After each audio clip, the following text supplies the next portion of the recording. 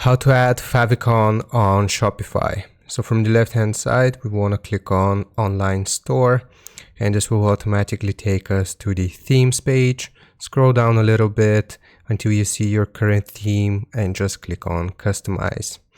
So once this loads, we will go to Theme Settings, which is the second option, the cogwheel here from the left hand side, and then you want to go to Logo.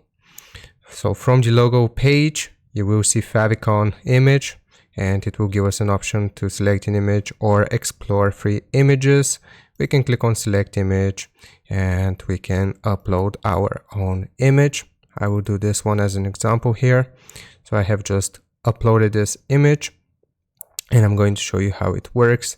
So it's been uploaded. If we click on done, then we will have successfully uploaded a Favicon image to our Shopify store. I hope this helps you out. Leave a like and sub, and I'll see you next time.